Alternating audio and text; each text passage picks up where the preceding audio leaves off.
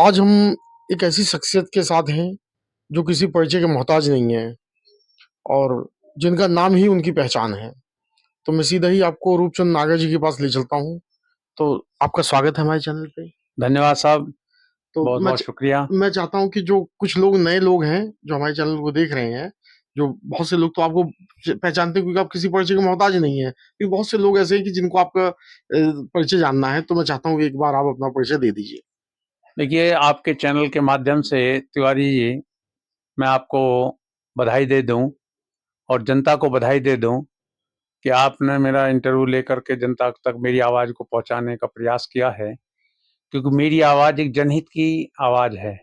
मैं पिछले लगभग 40 साल से गाज़ियाबाद ज़िले के लिए, उत्तर प्रदेश की जनता के लिए बहुत सारे आंदोलन मैंने किए हैं।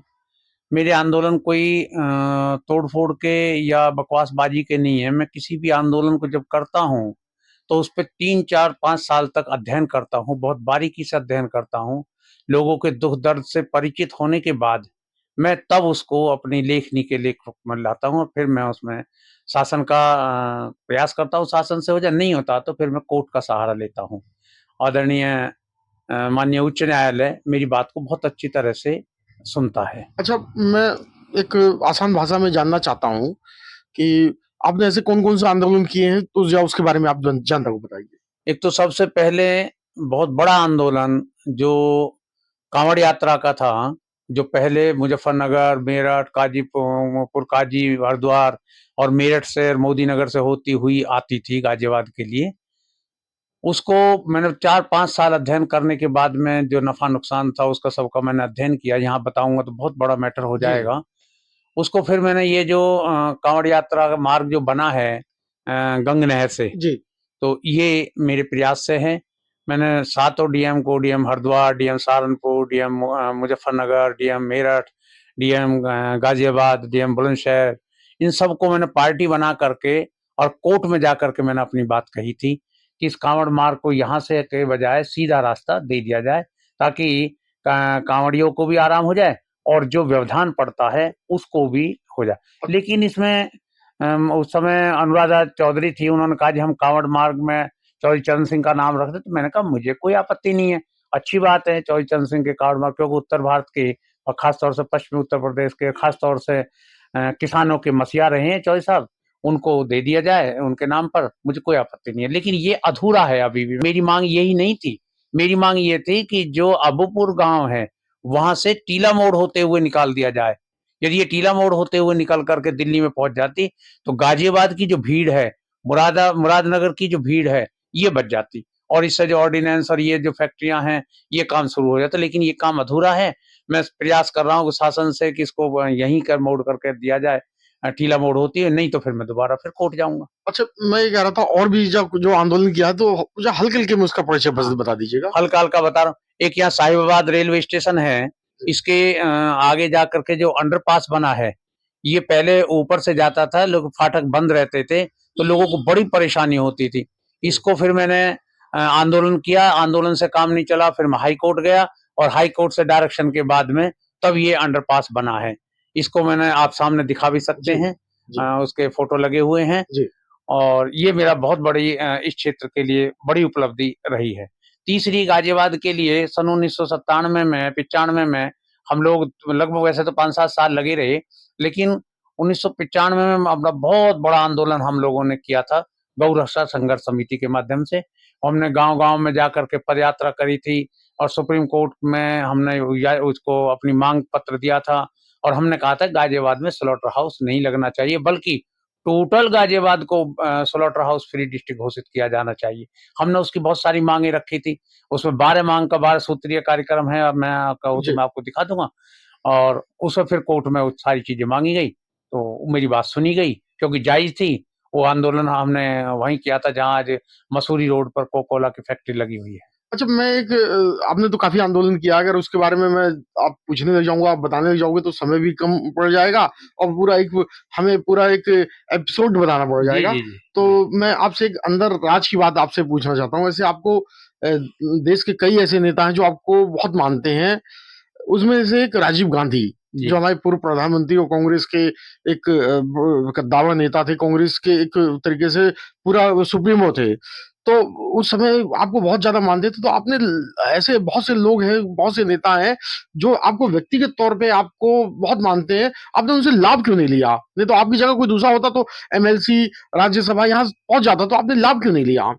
देखिए, जहाँ तक जानने का सवाल है, मैं एक वैद्य हूँ और प्रकृति से प्यार करता हूँ, पर्यावरण से प्यार करता हूँ। वैध होने के नाते राजीव गांधी के कई दोस्तों को, कई मित्रों को मैंने ठीक किया है। मेरी दवा औषधियों से ठीक हुए हैं और जब बाबू जगजीवन राम का भी इलाज मैंने किया था।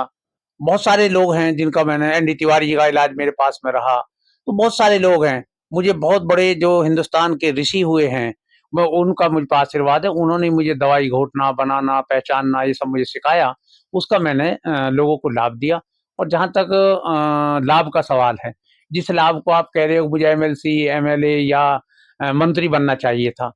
बात आपकी अपनी जगह ठीक है, क्योंकि लोगों के चश्मे हैं देखने के। आजकल मेरी समाज का भी चश्मा केवल यही है कि भाई मुझे राज्यसभा का मेंबर होना चाहिए था, मंत्री होना चाहिए था। लेकिन यदि मैं राज्यसभा का मंत्री ये हो जाता तो मैंने जो आंदोलन किए हैं, जो जनहित के आंदोलन किए हैं, मैंने इतने आंदोलन किए हैं और मेरे भीड़ के साथ में रहे हैं। कभी मेरे किसी भी आंदोलनकारी को आज तक का रिकॉर्ड है कि एक पुलिस की लाठी तो लाठी, किसी ने धमकाया तक नहीं है। दूसरा क्या है कि एक भी मुचलका मेरे खिलाफ, मुकदमा तो छोड़ दीजिए, एक भी मुचलका मेरे खिलाफ नहीं है। क्योंकि मैंने सहिष्णुता से के साथ में, आत्मीयता के साथ में और अपनी बात को सर्च करने के बाद में ये आंदोलन किए हैं। अपनी बात को बताया है कि ये वास्तव में मेरा आंदोलन नहीं है, ये जनता के हित की बात है, इसमें जनता का लाभ है। और जो मुझे मिला है, भाई जो मुझे जनता का प्यार मिला, जब मैं कांवड़ यात्रा मार्ग को निकलता हूँ तो मुझे कितना शगुन मिलता है। जब मैं गाजियाबाद को स्लॉटर हाउस फ्री की बात करता हूँ, मुझे कितना मिलता। मैं महीने में एक दिन जाकर के साहिबाद रेलवे स्टेशन के जो अंडरग्राउंड वो जो बना हुआ है अंडरपास, उस पर जाके खड़ा होता हूँ। तो 5 लाख आदमी जब रोजाना के इधर से उधर निकलता है तो मुझे कितना शगुन मिलता है। तो शायद मेरे विचार से एमएलए और एमपी के बाद भी नहीं मिलता। मैंने उसमें अमरोहा डिस्ट्रिक्ट में, बदायूं डिस्ट्रिक्ट में, मुरादाबाद के जो मंडल है उसमें मैंने बहुत बड़ा आंदोलन किए, 2 आंदोलन किए, जिससे 5 लाख आदमियों को पानी की सुविधा हुई है मेरे उससे। एक नदी है, नदी को मैंने पुनर्जीवित करवाया है और उसमें मामला चला, हाई कोर्ट तक गया हूँ, अब वो एनजीटी में चल रहा है। तो मुझे शौक है, वो मैं वो काम करता हूँ जिससे मुझे शगुन मिले। मैं वो काम नहीं करता कि जिससे लोग मुझे बड़ा कहें। अच्छा, एक अब जो है आप एक नई मुहिम लेके चल रहे हो। इस समय जो है पूरे गाजियाबाद में एक आंदोलन चल रहा है। हर आदमी एक जो है गाजियाबाद का नाम अपने-अपने तरीके से बदलवाना चाहता है। कोई दुधेश्वर नाथ के नाम से कराना चाहता है, कोई किसी नाम से, कोई किसी नाम से। एक नाम आपने भी सुझाया और उसके लिए आप भी मैदान में उतर आए हो। तो मैं उसके बारे में आपसे पूछना चाहता हूँ। देखिए, गाजियाबाद, पहली बात तो मिश्रा जी आप ये मैं बता दूं आपको पंडित जी, कि गाजियाबाद एक छोटा मोटा शहर नहीं है। रहा होगा कभी, जब छोटा मोटा शहर रहा होगा, मेरी पैदाश से पहले रहा होगा। आज गाजियाबाद एनसीआर का मुख्य डिस्ट्रिक्ट में है। आज गाजियाबाद उत्तर प्रदेश की विंडो कहलाता है, राजनीतिक विंडो। आज गाजियाबाद पूरे भारत में व्यापारिक दृष्टि से टॉप क्लास में देखा जाता है। आज गाजियाबाद अंतरराष्ट्रीय स्तर पर अपनी पहचान बना चुका है। जब मैं बहुत ज्यादा इंतजार कर रहा था कि जो कोई अब नाम दें, कोई नाम दें, नाम आया दुधेश्वर नाथ का। तो मैंने कहा ये बाबा का नाम ना घसीटा जाए, क्योंकि आपको मालूम है, देखो कहना नहीं जी, चाहिए, माफी चाहता हूँ जनता के सामने, जनता सुन रही है, जनता देख रही है। जब कभी कोई काम होता है, कोई नाम होता है, तो उस पर व्यवधान भी आते हैं, जी। उस पर गाली गलौच भी होती है। बाबा दुधेश्वर का नाम इतना पवित्र नाम है कि जिले के नाम पर ना घसीटा जाए। दूसरा क्या है कि बाबा दुधेश्वर एक क्षेत्रीय पूजनीय तीर्थ स्थल है। तीर्थ स्थल है। वो इंटरनेशनल इसका नाम नहीं बन सकता। हरनंदी एक क्षेत्रीय प्रभुत्व की मांग हो सकती है, अंतरराष्ट्रीय नहीं। बहुत अच्छा। दूसरे जो राम की बात आई है, अभी एक भाई ने, मेरे बड़े भाई है कोई, उन्होंने भी कहा कि राम राज होना चाहिए गांव का, इसका जिले का नाम। देखो, राम तो जहां पैदा हुए हैं वहां राम का नाम तो है ही, सही है। और राम का नाम यहाँ भी होना चाहिए। मैं यहाँ के सारे नेताओं को धन्यवाद दे दूं, जिस का भी योगदान रहा होगा कि राम सेतु का नाम दे दिया, जो हिंडन के बराबर में रोड जाता है, ये तो इसका नाम से तो राम का नाम तो वैसे भी आ गया है। फिर और यूपी में जिला रामपुर भी है। जिला रामपुर ऑलरेडी बना हुआ है, तो इसलिए रामपुर या रामनगर होना कोई औचित्य की बात नहीं है। मैंने बहुत अध्ययन करने के बाद में मैंने बताया ना, हर उसके बाद अध्ययन करता हूँ। जब 5-6 महीने हो गए और लोगों के नाम आए, कोई ऐसा भारी भरकम नाम नहीं आ पाया, तो फिर मैंने सोचा कि पौराणिक भी नाम हो, धार्मिक भी नाम हो, आर्थिक भी नाम हो, सामाजिक भी नाम हो, तो इन सब की तुलना में केवल केवल केवल एक ही नाम बैठता है, एक ही नाम आता है, उसका नाम है महाराजा अग्रसेन नगर। क्यों? कि नंबर 1 राम से जुड़ना। देखिए, राम के पुत्र थे कुश, और कुश की 34वीं संतान यानी कि रामचंद्र भगवान की 35वीं संतान अपने महाराजा अग्रसेन जी हुए हैं। एक तो राम से जुड़ गए। दूसरा क्या है कि इनके पिताजी बल्लभ सेन जी वो महाभारत में युद्ध में गए थे, जो वहां शहीद हो गए थे पितामह भीष्म के बाणों से, तो महाभारत काल से भी जुड़ गए। तीसरा क्या है कि चूंकि मैं गजय गुजर जाट यादव एक संगठन है तीनों जातियों का जो एक मुख्य संगठन है, अजगर नहीं साहब, अच्छा, और गजय, अच्छा, तो गजय एक किताब दिखा दी है, ये जी। गजय की एक बुक है जी, ये, एक पकड़ा दो मुझे जी। मैं आपके दर्शकों को दिखा दूं, ये गजय की बुक है। इस पे गुजर जाट यादव गजय के नाम से हमारा एक संगठन है, इस संगठन के माध्यम से हमने इसको दिखा है, कहा है। तो महाभारत काल में जो तीनों बिरादरी थी यदुकुल, तो यदुकुल से भी ये नाम जुड़ता है, क्योंकि श्री कृष्ण जी ने ही इन्हीं से कहा था कि अब क्षत्रिय कुल को त्याग कर अब आप वैश्य वर्ण धारण करें। वैश्य वर्ण धारण करके इस जनता को जो अधूरी रह गई थी, क्योंकि महाभारत में बड़ा नुकसान हुआ, सारे आर्थिक स्थिति डामाडोल हो गई थी, तब इन्होंने सिखाया। और सबसे बड़ी बात यह है कि जो मोदी जी एक काम कर रहे हैं, वह मालूम है, जब मोदी जी ने एक बात रखी थी कि जो बड़े लोग हैं, जो सक्षम लोग हैं, वो अपनी जो सिलेंडर पे सब्सिडी आती है इसको त्याग दें। जी। उन्होंने त्याग दिया और गरीबों को बांट दिया। तो मोदी जी ने घर से तो कुछ दिया नहीं, तो बड़े लोगों से लेकर के छोटे लोगों को दे दिया। ये पता है थ्योरी कहां से आई? ये महाराजा अग्रसेन ने शुरू करी थी कि जो व्यक्ति मेरे किसी भी शहर में आएगा, ये उस समय का उनका जियो था, आदेश था राजा का, राजाज्ञा थी कि जो भी व्यक्ति मेरे देश में मेरे शहर में आएगा, उस शहर के निवासी, प्रत्येक निवासी 1 रुपया और 1 ईंट उसे देंगे।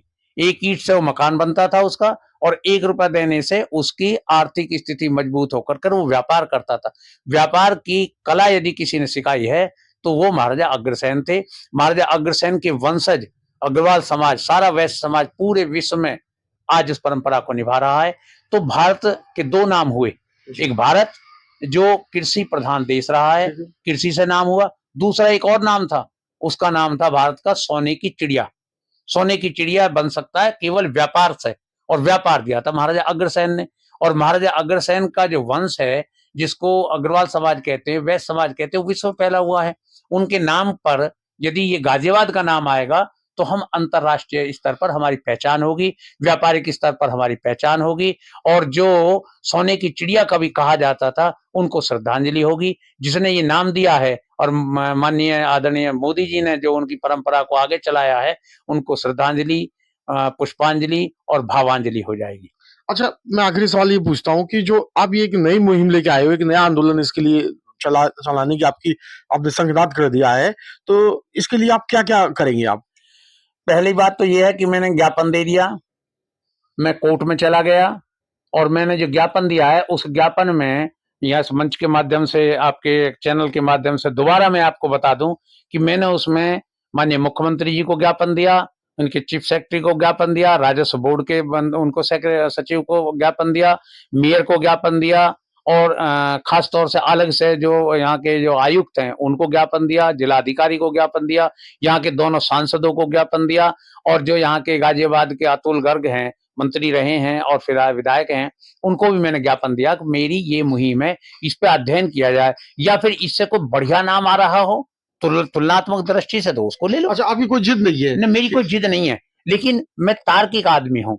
तर्क के द्वारा मुझे जो है ना मेरे सामने सिद्ध कर दें कि इससे ज्यादा ये है तो कोई दिक्कत नहीं, मैं अपने कर लूंगा। जी। तो इसका मतलब अगर तर्क के द्वारा इससे अच्छा नाम आता तो आप उसे भी अपनाने को तैयार हाँ, हैं। मैं उसका अपनाने के लिए तैयार, लेकिन इससे अच्छा नाम आ ही नहीं सकता, क्योंकि मेरा 5 साल का अध्ययन है, 2 दिन का अध्ययन कोई मेरी बात को अच्छा, काट अगर ही नहीं सकते। मैं आखिरी सवाल आपसे ये पूछना चाहता हूँ कि ना, अभी तो इसमें रह गया ना, जी, आपने कहा ना क्या-क्या करोगे, जी, तो ये मैंने काम कर दिया। इसके बाद मैं माननीय सुरेश खन्ना जी जो हमारे संसदीय कार्य मंत्री हैं, मैंने उससे संपर्क किया है, उनको मैंने जो है ज्ञापन दे दिया है, और जो इस काम को देख रहे हैं, उनसे मेरी वार्ता हो गई है। सबने मेरे इस नाम को इतना सराहा है, इतना सराहा है। मैंने जब एक लेटर नंदी जी को भेजा है यहाँ से, तो वहां से उन्होंने इतना सराहा, ये नाम आ कैसे गया। और जितना ड्राफ्टिंग मैंने करी है हूँ, जो मैं देख करके करता हूँ, एक एक अध्ययन को मैं 5-5 साल लगाता हूँ, तब मेरा अध्ययन पूरा होता है। अभी मैं जल्दी में ही, आज या कल में, पूरे गाजियाबाद की जनता को आगाह करने के लिए, जगाने के लिए, क्योंकि अभी तो गली कूचे में आवाज पहुंची नहीं है, जो रिक्शा है, ई रिक्शा, उसके पीछे जो स्टपनी है, उसमें मेरा विज्ञापन जा रहा है।